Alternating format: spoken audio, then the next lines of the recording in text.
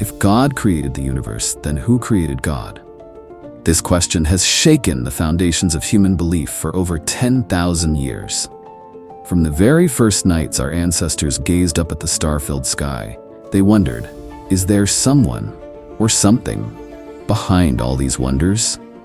But there's something even more astonishing.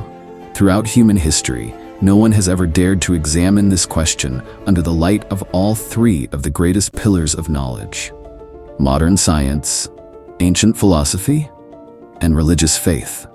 Today, we're embarking on an unprecedented journey. And what you're about to uncover will not only change how you see God, but also the very essence of your existence in this universe. On an October night in 1923, at Mount Wilson Observatory, Edwin Hubble was intently gazing through a telescope. Suddenly, he froze. Before him was a faint star in the Andromeda Galaxy, a star he had been observing for months. But tonight, something was different. This star wasn't just any ordinary star, it was a Cepheid, a special type of star that could be used to measure distances in the universe. And this discovery changed everything. For the first time in history, humans could measure the distances to other galaxies. And as Hubble began his measurements, he uncovered something astonishing. All galaxies were moving away from us. Pause for a moment and imagine this. If everything is moving away from each other, what happens if you reverse time? That's right, everything moves closer together.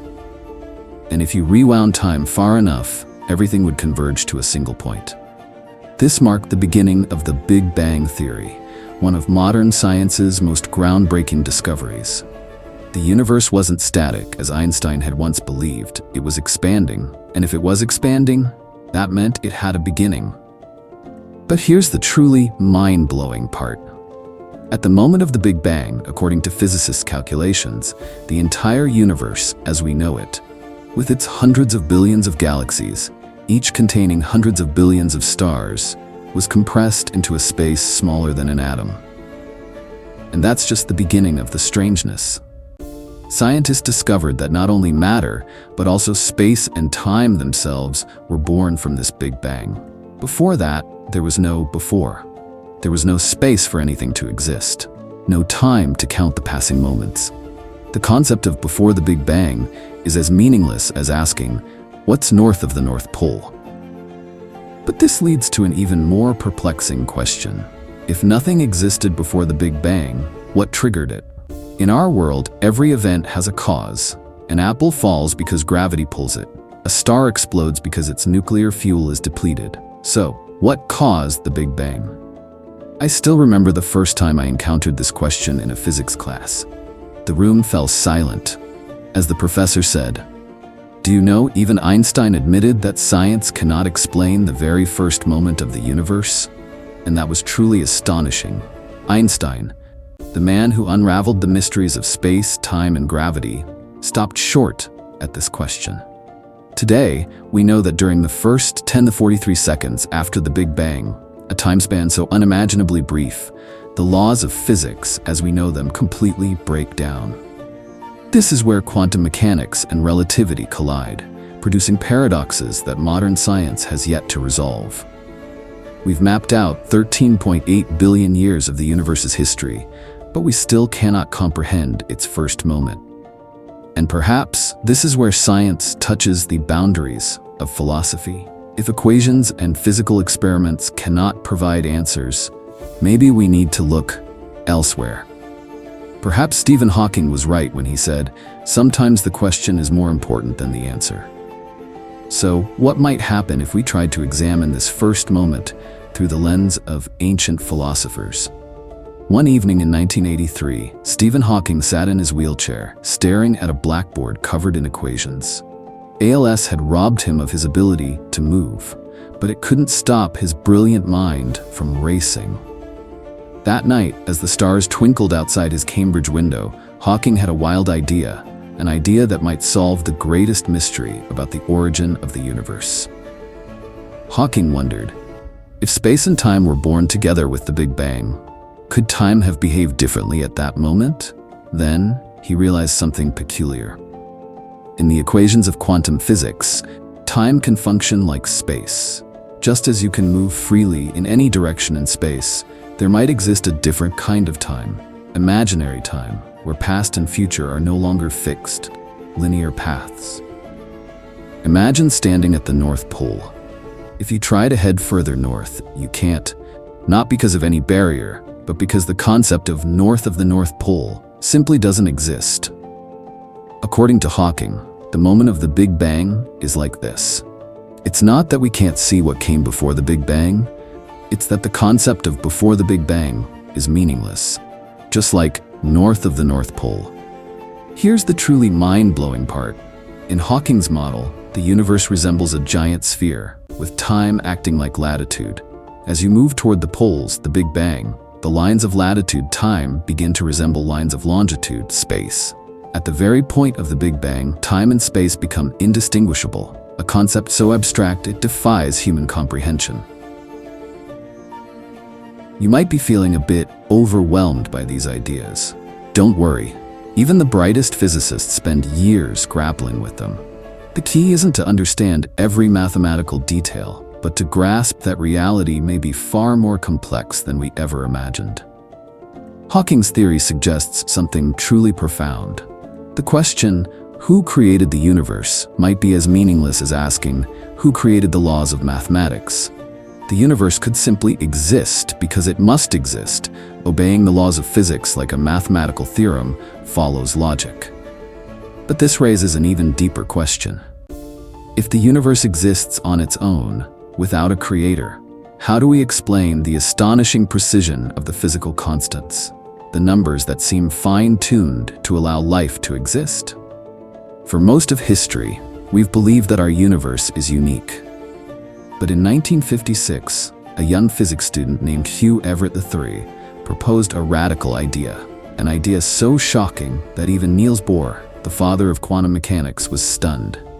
Everett suggested that our universe might be just one among countless parallel universes, existing simultaneously. Let's try a simple thought experiment. Imagine this morning, you debated whether to wear a red shirt or a blue shirt. In this universe, you chose red. But according to the multiverse theory, there exists another universe where you chose blue.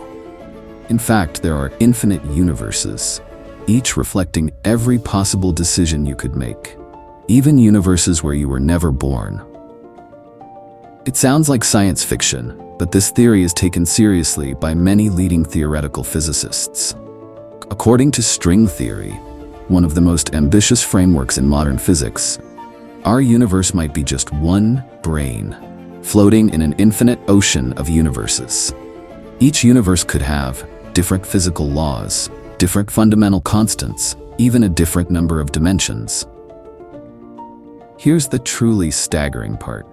Physicists have calculated that the number of possible universes could be 10⁵ a number so vast that writing it out fully would take up more space than this entire text. In this infinite sea of universes, ours, with its perfectly tuned laws of physics that allow life to exist, might just be a tiny drop. And here's the critical question. If there are countless universes where every possibility exists, do we really need a creator to explain the existence of this one?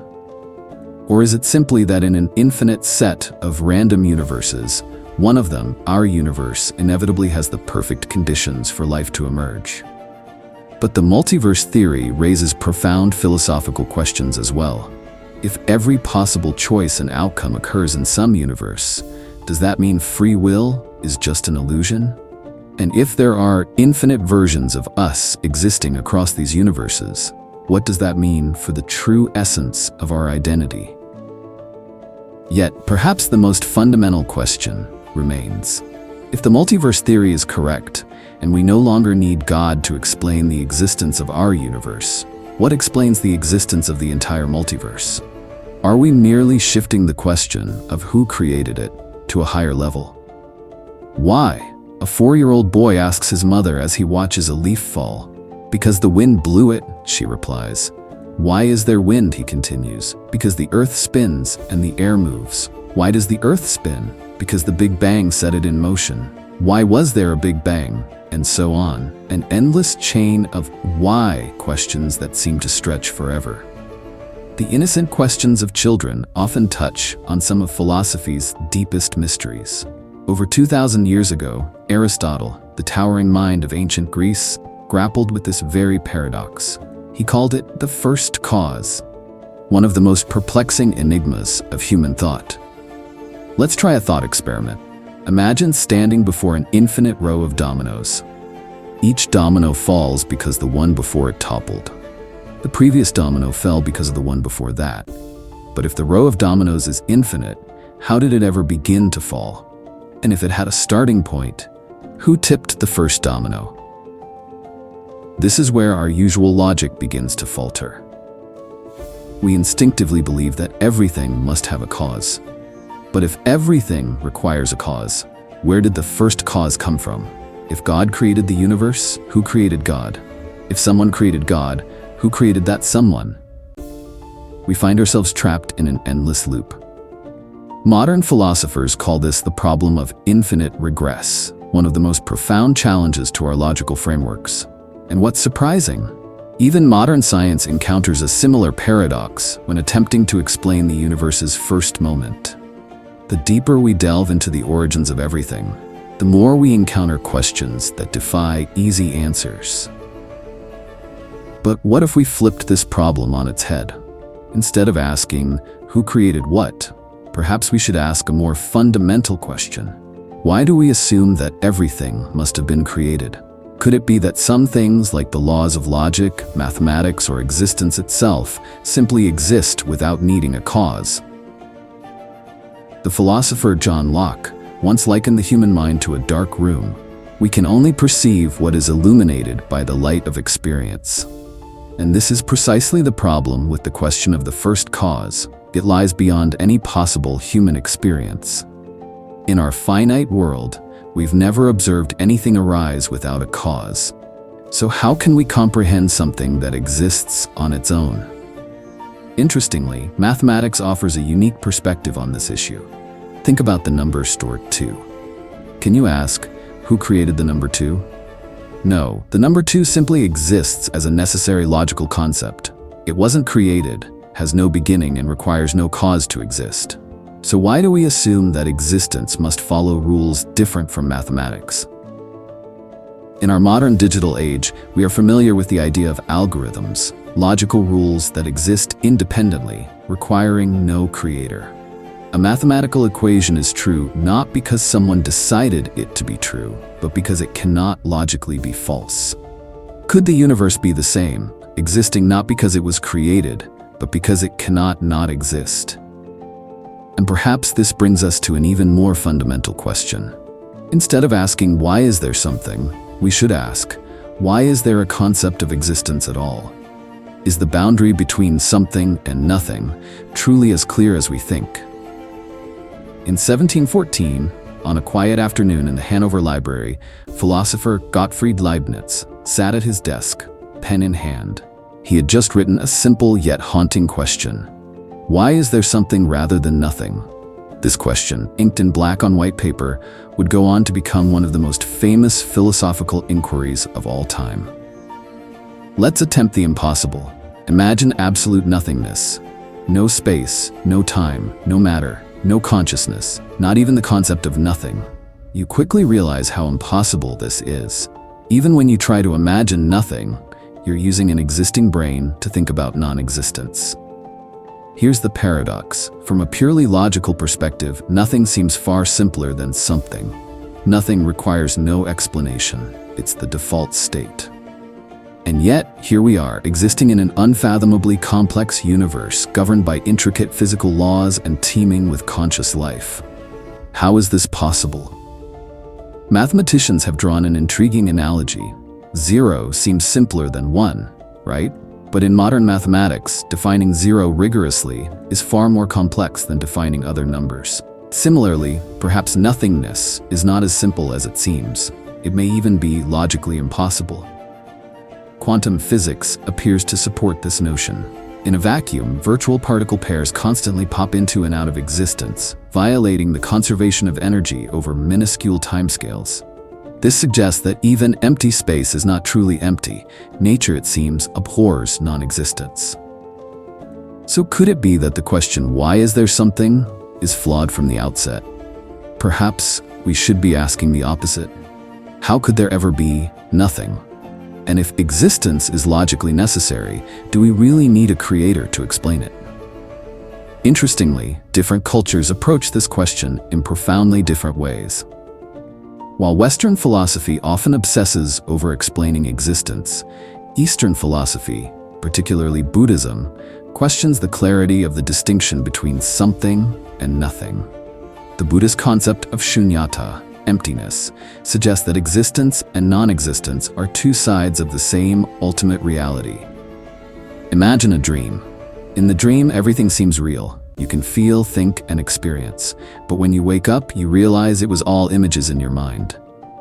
Did the dream exist? It was both real as a mental experience and unreal as a physical reality. Perhaps our universe is similar. Its existence may be far more complex than Leibniz's binary question of something or nothing. Modern quantum theory seems to echo this perspective.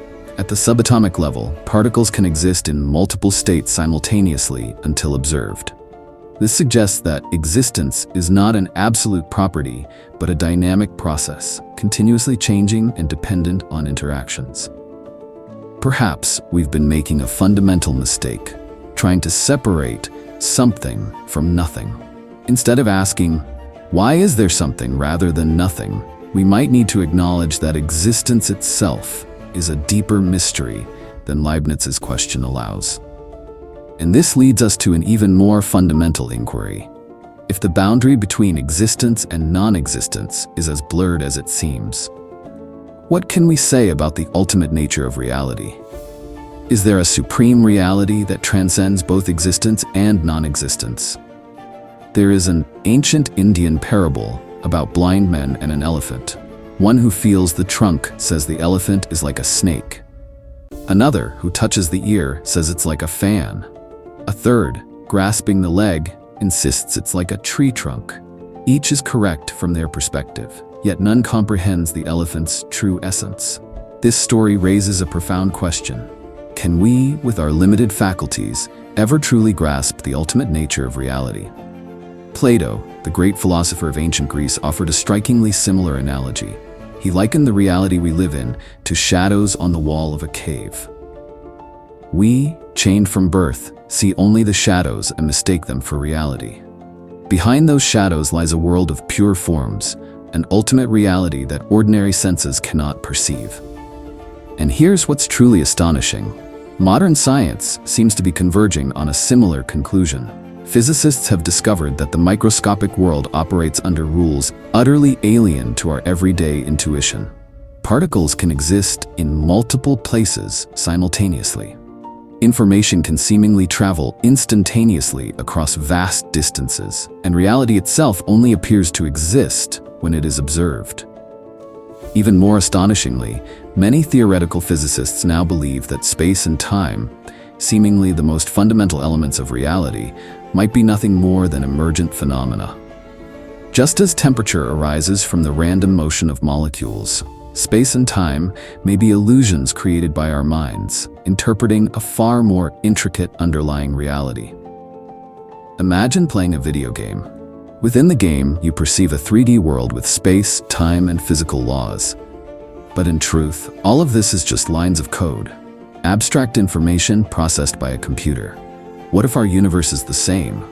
Everything we experience as space, time, and matter might merely be how our minds render an underlying, incomprehensible, foundational reality.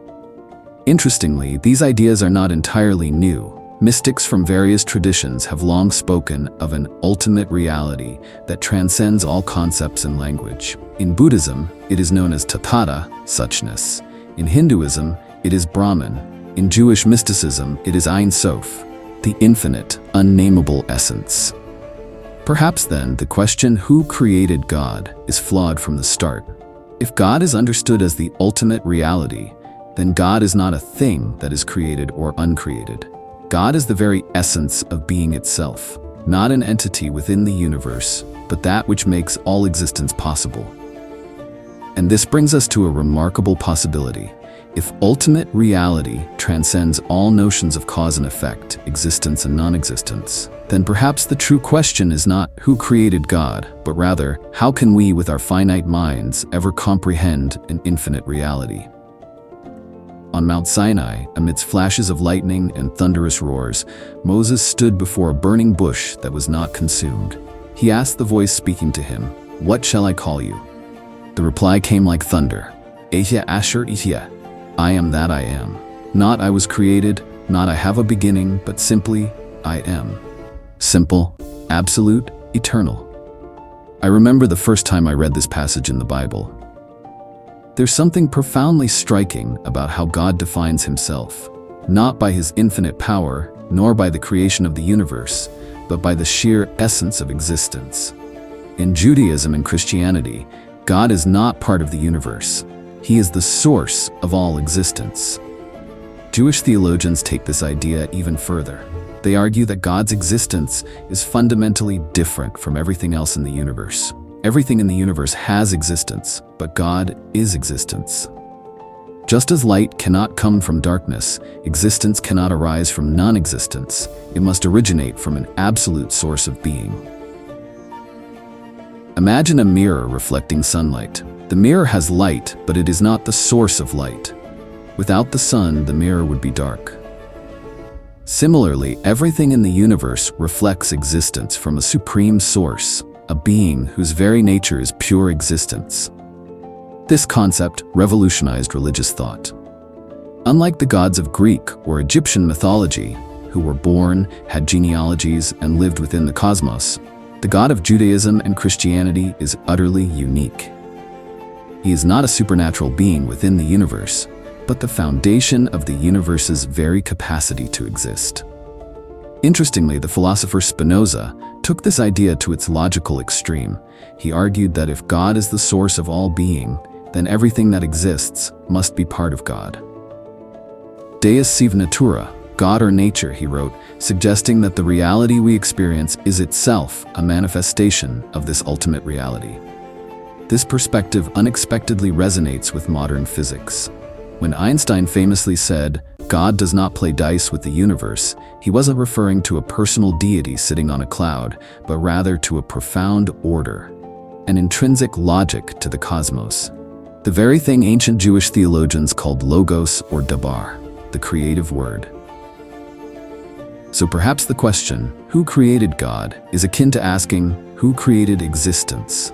It's a logical paradox, because any who posited to create existence must already exist to do so. We are brushing against the limits not just of language, but of human thought itself. If God truly is the foundation of all existence, this raises an even deeper question. How can we distinguish between genuine manifestations of the divine and illusions of the human mind? Perhaps it's time to explore how Buddhism, a tradition without the concept of a creator deity, approaches the ultimate nature of reality. Under the Bodhi tree, on a full moon night, the Buddha attained enlightenment. But when his disciples asked him about a creator, he remained silent. When they inquired about an eternal soul, he again remained silent. This silence wasn't avoidance. It was a profound answer. Some questions are flawed in their very framing.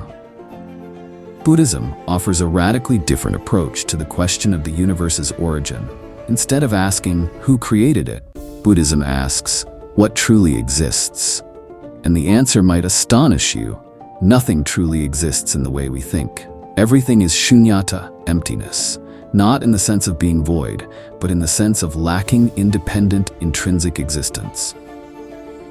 Take the phone in your hand. You call it a phone, but what is it really?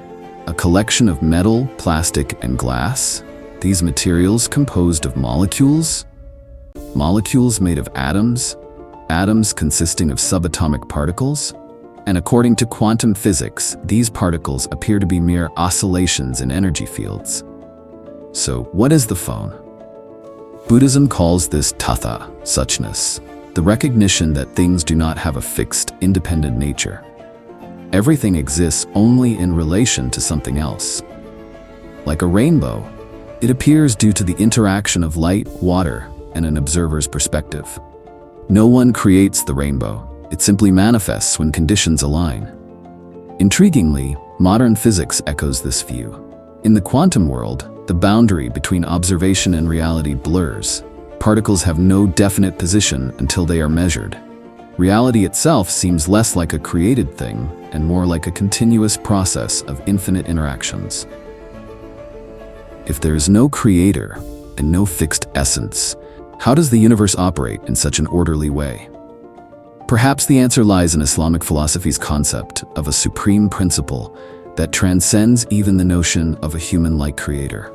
Shall we explore that next? In the cave of Hira, on Mount Jabal al-Nur, Muhammad was meditating when a voice suddenly proclaimed, "Read." This was the first revelation from Allah, and it began not with a command about faith or worship, but with one about knowledge. This is no coincidence. In Islam, understanding Allah comes not from blind emotion, but through observation and reflection on the order of the universe. At the heart of Islamic belief is the concept of Tawhid, the absolute oneness of Allah. Unlike other traditions where deities may take multiple forms, Allah is singular, indivisible, and incomparable. He is not merely the creator outside the universe, but the origin and sustainer of all existence, at every moment. Imagine light from a single source shining through a shattered glass pane. Each shard reflects the light differently, creating countless distinct patterns, yet all originate from the same source. Sufi mystics describe the universe in this way. Everything we perceive is an expression of one ultimate absolute reality. Islamic philosophers like Al-Ghazali took this even further. They asserted that all natural laws are direct manifestations of Allah's will at every moment. There are no independent natural laws, only a supreme will that expresses itself through the universe's order. Interestingly, this recalls Einstein's search for a unified equation to explain all physical phenomena. So perhaps instead of asking, "Who created Allah?" we should ask, "How can we recognize the presence of an absolute reality in our everyday experiences?" And if all major religions point toward an ultimate truth, do the differences between them truly matter? 3 billion years ago, life began from simple molecules. 200,000 years ago, humanity emerged and started asking questions. And today, we continue our journey, seeking the answer to one of the most profound questions of all: who created God? But perhaps that is the most perfect answer of all. Because if we could understand who created God, then that entity would be God.